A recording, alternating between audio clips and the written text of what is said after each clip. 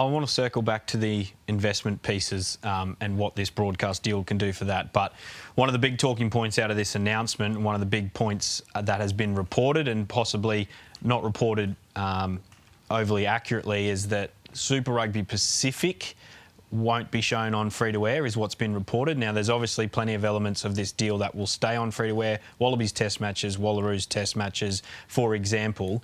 But to say Super Rugby Pacific is no longer going to be on free-to-air is not entirely accurate. Can you clarify that? Yeah, no, that's exactly right. I mean, it's not a contractual obligation for Nine to show Super Rugby on free-to-air. But as we've seen this year, in terms of the benefit that we're getting through the free-to-air coverage and the relationship that we have with the executives at Nine, then we feel like we'll have constructive conversations to ensure that there's value creation, both what we're doing on the field, but then also how do we connect with our rugby supporters, with sports supporters, so that we get benefit on both sides, both at RA and with Nine. And so, I mean, it's a really long way of saying there's no contractual obligation, but we think we'll get to a very constructive outcome. So if there's a big game, so there's Queensland versus New South Wales, or Brumbies versus the Tars, or a semi-final of Super Rugby, Channel 9 then have the option with RA to then put that game on free-to-air on a Saturday night. Yeah, they've got an option for every game. But as you say, we had almost 600,000 viewers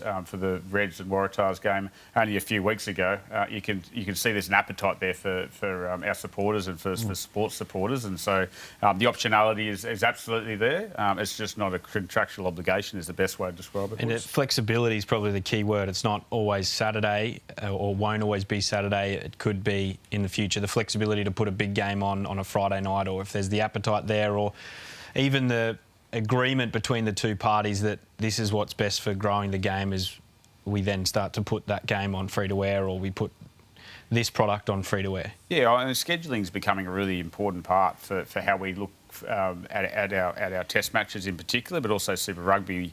And for example, we're playing in Newcastle against Fiji on the 6th of July this year, and we're going to kick off at 1:30 in the afternoon. So you're on free-to-air main channel, and then you run into the 4 o'clock Rugby League afternoon game. But what we're trying to do is coexist and drive as much interest into the game as we possibly can. So it's not just rugby supporters following and watching rugby. It's all supporters and all Australians. Even with the last broadcast deal, or the one we're still currently on, finishing up at the end of this year, even the contractual elements around what's on the Stan Sport platform and what's available to free-to-air, that has been flexible as well. There's been plenty of times when games that weren't necessarily part of the contract to be on free-to-air have been put on free-to-air because there was a recognition this is the best thing for the game.